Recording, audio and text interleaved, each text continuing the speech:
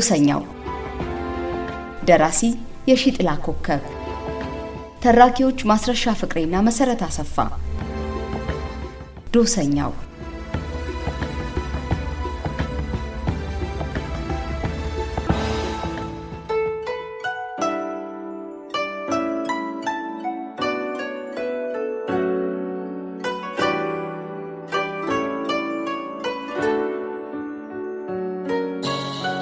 እንዴት ናችሁ አድማጮች? ደጀኔ የማሻን ኑሮ እየተላመደ ነው። ማሻ ነዋሪዎቿ ብዙ ትምህርት ያልተዳረሰላቸው በመሆኑ ለትምህርት የደረሱትን እንዲማሩ ማድረግ፣ ሳይማሩ እድሜያቸው ያለፈባቸውን በመሰረተ ትምህርት ማስተማር ከመምህራን የሚጠበቅ አንዱ ማህበራዊ አገልግሎት ነው። በማህበራዊ አገልግሎቶች በተለያዩ ሁኔታዎች ደከም እያለ የመጣው ደግሞ መሰረተ ትምህርት ነው። እናም ለደጀኔ የመሪነት ሚናው ተሰጠው። ሳይወድ በግዱ ተቀበለ። ሲመለስም ከብዙ ጊዜያት በኋላ እንደምንም ብሎ ለራሄል ደብዳቤ ጻፈ። በቂ ምክንያት ባይኖረውም ለዘገየበት ግን ምክንያት ያስፈልገው ነበር። ናፍቆቱ ደብዳቤ ከመጻፍ ጥላቻው አይበልጥም ነበርና።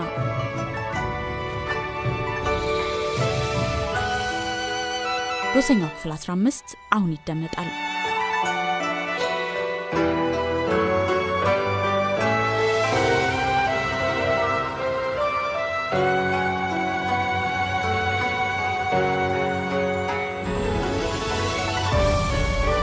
ኖር ቲቸር ግባ አሉት ቀላቢው እመት ዘነበች ከበሩ ትይዩ ከተቀመጡበት ብርኩማ ላይ ብድግ እያሉ። በእግዜር ወደ ውስጥ ዘለቀ። እመት ዘነበች እድሜያቸው ከ50 በላይ የሆነ ከሲታ ባልቴት ናቸው። ወታደር አግብተው ብዙ ሀገር ከዞሩ በኋላ ማሻ መጥተው ባላቸው እንደሞቱና እዚያው እንደቀሩ አጫውተውታል። እዚያች አረፍ በል አሉና ከጥግ ላይ የተቀመጠ ሳጥን አመለከቱት። ትከሻቸው ላይ ጣል ባደረጓት ነጠላ ቢጤ ማዝ ያለባቸውን አይኖቻቸውን እየጠራረጉ የሚበላውን እስኪያመጡለት የቤቷን ጣሪያና ግድግዳ መቃኘት ቀጠለም። ይዘቷን ልብ ብሎ ሲያይ አንድ ረቂቅ የደስታ ስሜት ይሰማዋል።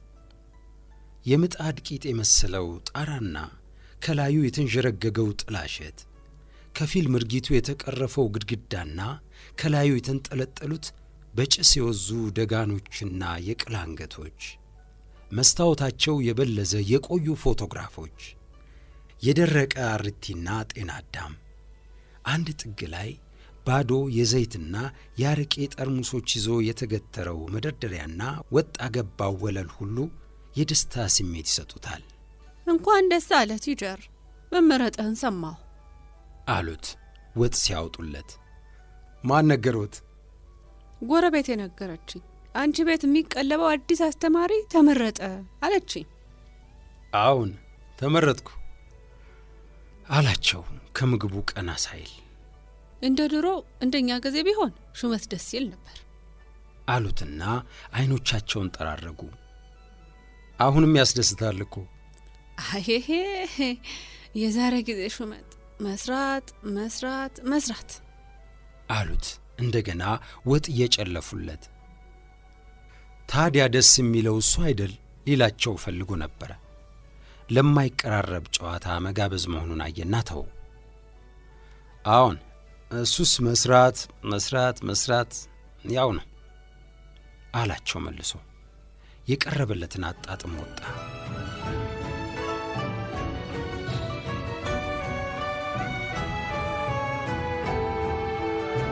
የስብሰባው ሰዓት እንዳያልፍበት ፈጠን እያለ ልብሱን ይለባብሳል። የመጀመሪያው መንፈቅ ዓመት ትምህርት ተፈጽሞ የተማሪዎች ውጤት ታርሞና ተገምግሞ ሁለተኛውን መንፈቅ ዓመት ትምህርት ለመጀመር ዝግጅት እየተደረገ ነው። ምናልባትም በሥራ በመጠመዱ ሳይሆን አይቀርም። ሳይታወቀው ነበር ጊዜው ይሮጠው። በሰጠው ፈተናም የማይከፋ ውጤት አግኝቷል። ሆኖም አላረካውም። የበለጠ ጥሩ ውጤት ጠብቆ ነበረ። ግን በሱ ትምህርት ብቻ አልነበረም ዝቅ ያለ ውጤት ያየው። ለምን እንደሆነ ለማወቅ ብዙ ሞክሮ የተወሰኑ ምክንያቶችን አግኝቷል። በማህበራዊ ኑሮ ውስጥም የከፋ ችግር አልገጠመውም።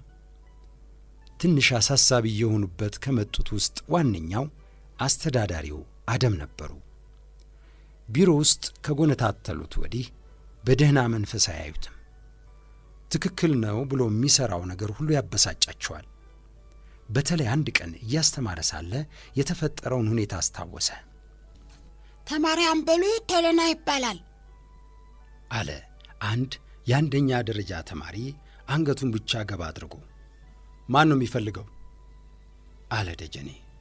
አስተማሪ አደም ናቸው አለ የተላከው ልጅ። አምበሉ ከተቀመጠበት ተነሳ። ለምንድን ነው የሚፈልጉት? አለ ደጀኔ። ቤታቸው ሊልኩት። አይመጣም፣ ትምህርት ላይ ነው በላቸው አለውና ለአምበሉ በእጁ የመቀመጥ ምልክት አሳየው። በጥቂት ደቂቃዎች ውስጥ አቶ አደም መጥተው መዝጊያው እስኪናጋ አንኳኩና ከፈቱት። ብስጭት ቢጤ ቢሰማውም ራሱን በተቻለ መጠን ተቆጣጠረው። ልጁን እፈልገዋለሁ ና ወዲህ አምበሉ አሉት፣ ፊታቸው በንዴት እየተንቀጠቀጠ። ዓይኖቻቸው ከወትሮ በእጥፍ ተጎልጉለዋል። የተጠራው ተማሪ ከመቅጽበት ብድግ አለ። ይሰሙኛል? ትምህርት ላይ ስለሆነ መውጣት አይፈቀድለትም አላቸው ከረር ባለ አነጋገር። ይወጣል አሉት እጃቸውን ጨብጠው። ትልቁ የወርቅ ቀለበታቸው ጎላ ብሎ ይታያል። እናያለና አምበሉ ተቀመጥና ትምህርትን ተከታተል አለ ደጀኔ። ና ብያለሁ ና አሉ አደም። በመምህርነቴ አልፈቀድኩልም። የትምህርት ጊዜ ነው፣ ተቀምጠህ ተማር አለው ረገብ ባለ አነጋገር። ወዲያው የክፍሉ ልጆች ሁሉ ቁጭ በል ሲሉት ወደ ወንበሩ ተመለሰ። ቆይ ይቺ ብሪቲ ታዋጣሃለች፣ ድሮም ገና ፊትን ሳያውቅ ያለው ብለውት እየተመናጨቁ ወጡ። እሱም ክፍሉን ቀጠለ። ከዚያች ቀን ወዲህ ባዩት ቁጥር የቄብ እንቁላል የሚያካክሉ ዓይኖቻቸውን ሳያጉረጠርጡበት አያልፉም። እጆቹን ሱሪ ኪስ ውስጥ ከቶ መርፌ የጠፋው ይመስል መሬት ላይ አፍጦ ወደ ትምህርት ቤት ሲያመራ ከበስተኋላው ስሙን ሰምቶ ዞር አለ። ወለላ ነበረች። የ11ኛ ክፍል ተማሪው ናት። ወደ 18 ዓመት የምትገመት ዘለግ ያለች ወደ ጥቁርነት የምታደላ ጠይም የደም ግባት ያላት ወጣት ነች። በተለይ ጥርት ያሉ ልከኛ ዓይኖቿና ዘርዘር ያሉት ነጫጭ ጥርሶቿ ጥሩ መስህበ ዓይን ሆነዋታል። ሁልጊዜ በሁለት የምትጎነጎነው ዞማ ጸጉሯ አንዳች ቅባት እንዳልነካው ያስታውቃል። ወለላ የተባለላት ልብ ሰራቂ ናት። ደጀኔም ራሱ ገና ማስተማር እንደጀመረ ሰሞን ዓይኖቻቸው ሲገጣጠሙ እንደ መደንገጥ ይዳዳው ነበር። ምን ነው ወለላ፣ በደህና ፈለግሽኝ? አላት ዞሮ እየጨበጣት። ስለ ውጤቱ ልጠይቅዎት ብዬ ነው አለች አቀርቅራ በነጠላ ጫማዋ ጫፍ መሬቱን እያሻሸች። ምን መሆኑን? ስንት አገኘው? አለች እሱን ትታ አሻግራ መንገዱን እያየች። በመሃሉ አስራትና አስተዳዳሪ አደም እያወሩ ባጠገባቸው አለፉ። ስንት እንዳገኘሽ አላስታውስም። ሰሞኑን ትምህርት ቤት ሲከፈት ትሰሚዋለሽ አላት መሄድ እየቃጣው። ለምን አያስታውሱትም? አለችው ሰረቅ አድርጋ አይታው። የብዙ ተማሪ ውጤት እንዴት አድርጌ ያስታውሳለሁ? በይ ስብሰባ ሰዓት ደርሶብኛልና ልሂድ አላት። እያቅማማች ስትሄድም እሱም ፈጠን ብሎ ወደ ትምህርት ቤት ግቢ ገባ።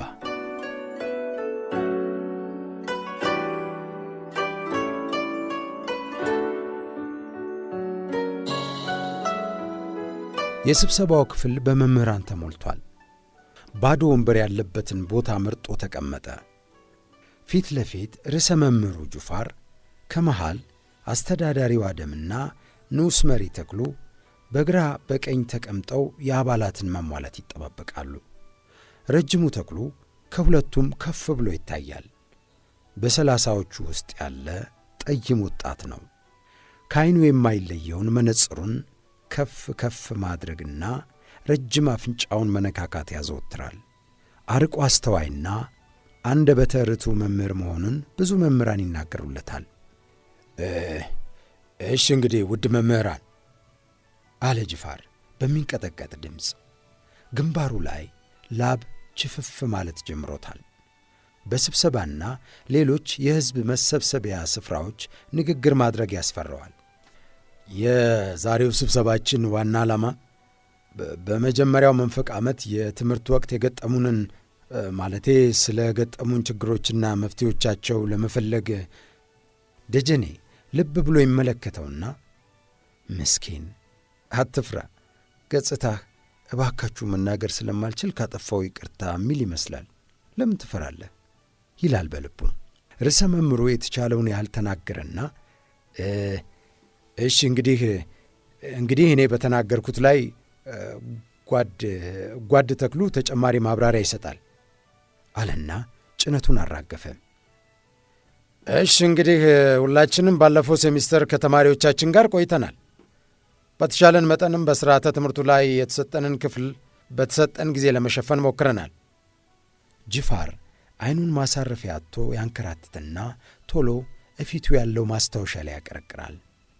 አስተዳዳሪ አደም ግን ልበ ሙሉነት በሚታይበት ሁኔታ በድፍርስ ዓይኖቻቸው ከአንዱ ጥግ እስከ ሌላኛው የተሰበሰቡትን ሁሉ ይማትሯቸዋል። በተለይ ደጀኔ ጋር ሲደርሱ ቆጣ የማለት ምልክት ይታይባቸዋል። ተክሉ ንግግሩን ይቀጥላል። እና በዚህ ወቅት እያንዳንዳችን በትምህርቱ አሰጣጥ ሂደት ላይ የገጠሙን ችግሮች ይኖራሉ አሉም። እነዚህን ችግሮች አቅርበን በጋራ እንድንነጋገርባቸውና መፍትሄ እንድንፈልግላቸው ነው መሰብሰባችን ያስፈልገው። ይህንን ለማድረግ በቅድሚያ እያንዳንዳችሁ የገጠሟችሁን ችግሮች ብታስመዘግቡ አለና በቃ። ከፊሉ የገጠመውን ችግር ጣሪያ ላይ ሰቅሎት የሄደ ይመስል አንጋጦ ያያል። መሳው ከጠረጴዛው እንጨት ላይ ፈልቅቆ እንደሚያወጣ አይነት በብዕሩ ጠረጴዛው ላይ ይሞነጫጭራል። መጀመሪያ ከደጀኔ በስተቀኝ ተቀምጣ የነበረችው ዘሪቱ እጇን አነሳች። በኃይለኛ ተናጋሪነቷ የታወቀች መምህርት ናት። እኔ በበኩሌ ከገጠሙኝ ችግሮች ዋነኛው የጊዜ እጥረት ነው። በሕዝባዊ ድርጅቶች ውስጥ ያለኝ የሥራ ድርሻ በተወሰነልኝ ጊዜ ስርዓተ ትምህርቱ የሚያዘውን ለማጠናቀቅ ተጽዕኖ አሳድሮብኛል እና ይሄ እንዴት ሊቃለል ይችላል ስትል አብዛኞቹ ራሳቸውን ከፍና ዝቅ እያደረጉ አጉተመተሙ። ጅፋርና ተክሉ ሲመዘግቡ አደም ከሁኔታቸው ሳይለወጡ የሚሆነውን ይመለከታሉ። እሺ ሌሎቻችሁ ችግሮቻችሁን አቅርቧ አለ ተክሉ ጽፎ ሲያበቃ። መልከ መልካሙ ጅፋር ጎረምሳ እንደ ጠቀሳት አይናፋር ልጃገረድ ቀና ብሎ ቶሎ አቀረቀረም። ቀጥሎ እጁን ያወጣው ደጀኔ ነበረ። እኔ ደግሞ 2 ጎላ ጎላ ብለው የሚታዩኝ ችግሮችን ነው የማቀርበው ሲል አደም ጥላቻቸውን በሚገልጽ ሁኔታ ፈጠጡበት። እሱ ግን ልብ ሳይላቸው ንግግሩን ቀጠለ እና የመጀመሪያው ችግሬ ከአሁን በፊት አቅርቤው የነበረ ጉዳይ ነው። ይህም የትምህርት መርጃ መሳሪያዎችን ጉዳይ ይመለከታል። ጅፋር አቀርቅሮ ማስታወሻው ላይ ይጽፋል። ተክሉ በጥሞና ይከታተለዋል። እንደምናውቀው በአሁኑ ጊዜ የሀገሪቷ ሥርዓተ ትምህርት ዓላማው ከሙያ ጋር የተዛመደ ተጨባጭ ትምህርትን ማስፋፋት ነው።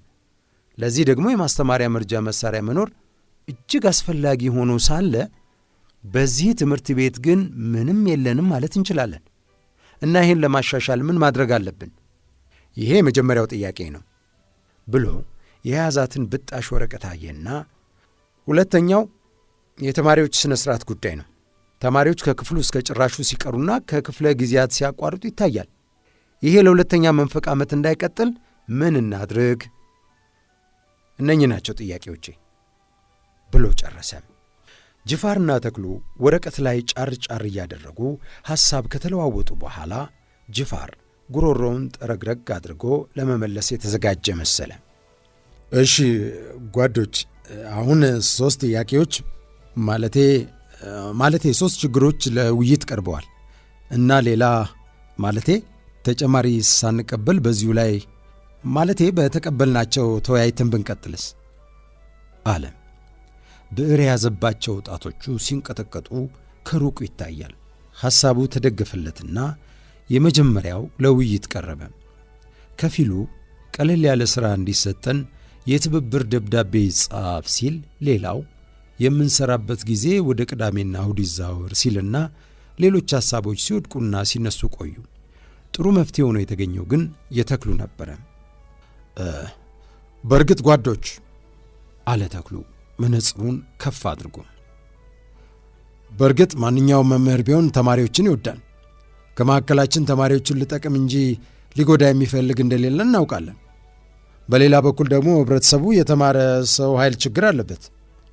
በርከት ያለ የተማረ ሰው ኃይል ደግሞ እንደዚች ባለ ገጠር ውስጥ የሚኖረው በትምህርት ቤቶች ውስጥ ነው እና ህብረተሰባችን እንድናገለግለው ይፈለጋል። አይደለም እንዴ? አለ ለማረጋገጥ። ብዙዎቹ አንገታቸውን በማወዛወዝ ድጋፍ ሰጡት። እውነቴን ነው የምላችሁ፣ ብዙ የተማረ ሰው ኃይል ቢኖር ኖሮ ወላጆች እያንዳንዷን ደቂቃ ከልጆቻቸው ጋር ቢያሳልፉ ይመርጣሉ። ግን አልተቻለም።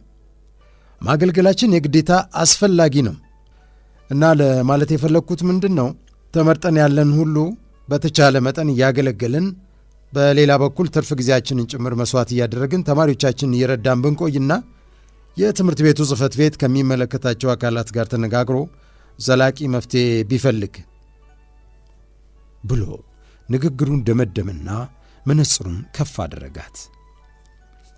ሐሳቡ ተቀባይነትን አገኘና የመጀመሪያው አጀንዳ በዚሁ ላይ አቆመ። ደህና፣ ሁለተኛውን ችግር እንዴት እንፈተዋለን? አለ ጅፋር። መልስ የሰጠ አልነበረም። በርካታ ሰዎች በተሰበሰቡበት ክፍል ያረበበው ጸጥታ ትንኝ እንኳ የምትዞርበት አያስመስለው። ከእኔ ብጀምር፣ አለ ጅፋር አለንጋ ካየ ሕፃን በሚወጣ አይነት ድምፀት። በእርግጥ በርካታ ጊዜያት ይህንን ችግር ማለቴ የትምህርት መርጃ መሳሪያዎች አለመኖር በሚመለከት ለበላይ አሳውቄያለሁ። ግን ምንም የተሰጠ ምላሽ የለም እና እንግዲህ እንዴት እንደሚፈታ ብሎ በንጥልጥል ተወ። አንዴ እስኪ አለ አስራት ብልጣብልጥ አይኖቹን እያቁለጨለጨ። እሺ አስራት፣ ይሄ እኮ ቀላል ነው፣ መነጋገር የሚያሻው አይደለም። የመርጃ መሳሪያዎች የሉንም፣ በግዥ ልናገኛቸው አንችልም፣ ወይም በታምር አንሰራቸውም። ስለዚህ ያለው አማራጭ ያው ክፍል የቀለም ትምህርት መስጠት ብቻ ነው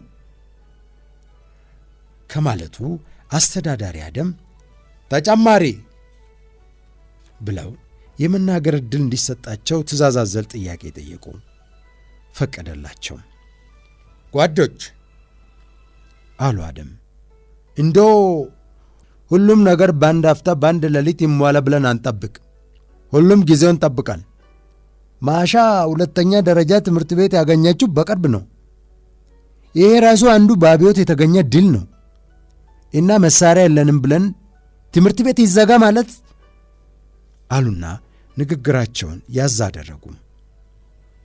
ማን ነው ይዘጋ ያለ ብሎ አፈጠጠባቸው ደጀኔ። አቻኩል፣ የአቦን መገበሪያ የበላ ሳይጠይቁት ይለፈልፋል አሉት በሽሙጥ ወደ ጎን እያዩት። በሠራ አካሉ ያለው ደም ጠብታ ሳይቀር ወደ ጭንቅላቱ የወጣ መስሎት ነበረ። እንደምንም ራሱን አረጋግቶ ማዳመጥ ቀጠለ።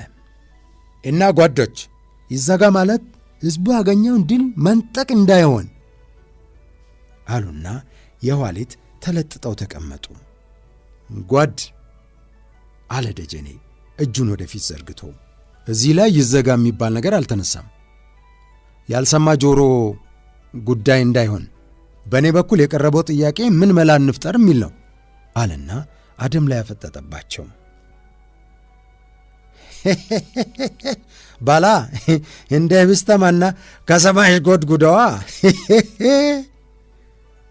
አሉትና የለበጣ ሳቅ ሳቁ። እንዲህ ሳይሆን ምናልባት ማድረግ ይቻላል የሚለው ነገር ካለ ለጓድ ደጀኔ ዕድል እንስጠው አለ ተክሉም። ጓድ ደጀኔ፣ ለዚህ ነገር መፍትሄ መፈለግ ይቻላል ይመስለኛል አለ በረገበ ድምፅ። ለምሳሌ አለ ተክሉም። እስኪ በፊት ሌሎች ሐሳብ ካላቸው ይጠየቁ አለው ጸጉሩን እየነካካ። ለትንሽ ጊዜ ሁሉም ጸጥ አሉ። ቅድም ብለናል እኮ አለ አስራት ይፈቀድለት አይፈቀድለት ሳይጠይቅ። እኛ ታምር አንፈጥርም፣ ካጣን 100% የቲዮሪ ትምህርት እንሰጣለን፣ ሌላ አማራጭ የለንም ሲል አስተዳዳሪውም አንገታቸውን ላይና ታች ነቅንቀው መደገፋቸውን ገለጡለት። ጓድ ደጀኔ ምን አሰብክ? ሲል ተክሉ ጠየቀ። መቼም እኔ እንደማምነው ለትምህርት ቤቱ እድገትም ሆነ ውድቀት ከፍተኛ አስተዋጽኦ የሚያደርጉት መምህራን ናቸው አለ ከውስጥ የሚገፋውን ስሜት አምቆ። የመስራት ፍላጎታችንን ካነቃቃ ነው ብዙ ነገሮችን መፍጠር የምንችል ይመስለኛል እና የእያንዳንዱ መምህር ተሳትፎና የጥረት ውጤት የሚሰባሰብበት ማዕከል ማቋቋም እንችላለን ሲል አደም የሽሙጥ ሳቅ ሳቁ። በእርግጥ ስለ ማዕከላት ማቋቋም በትምህርት ቤቶች መተዳደሪያ ደንብ ላይ ተጠቅሷል እና ማቋቋም የምንችል ይመስለኛል አለ ተክሉም። የሚቀጥለው ተናጋሪ አስራት ነበረ። ጓዶች፣ ይህ ነገር እንደምናወራው ቀላል አድርገን አንየው። ማዕከል የት ነው የምናቋቁመው? ገንዘብ ከየት ይመጣል? ዕቃዎቹንስ ከየት እናገኛቸዋለን? እና አጓጉል ጅምር እንዳይሆን አለ። እዚህ ላይ አለ ዝም ብሎ ሁሉንም ያዳምጥ የነበረው ተመስገን። እኔ ማስበው ማዕከሉን ማቋቋም የሚቻል ይመስለኛል። ቦታ ለተባለው ዕቃ ግምጃ ቤት ጎን በርና መስኮት የሌለው ጥቅም ላይ ያልዋለ ክፍል አለ። በርና መስኮት እኛው ልንሰራለት እንችላለን። በገንዘብ በኩል በየዓመቱ ከክፍለ ሀገሩ ትምህርት ቤቶች ጽሕፈት ቤት ለዚህ ትምህርት ቤት የሚመደብ መሆኑን አውቃለሁ እና ሌሎች የገቢ ማግኛ መንገዶችም ተፈጥረው ብንጀምርና ውጤቱን ብናይ። አደም ፊታቸው እንደ መለዋወጥ አለ።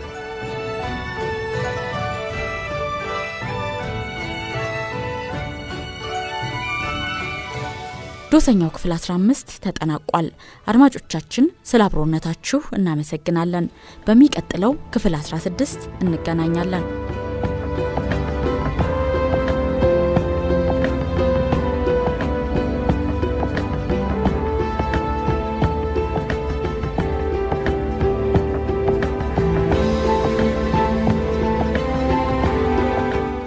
ዶሰኛው ደራሲ የሺጥላ ኮከብ፣ ተራኪዎች ማስረሻ ፍቅሬና መሰረት አሰፋ።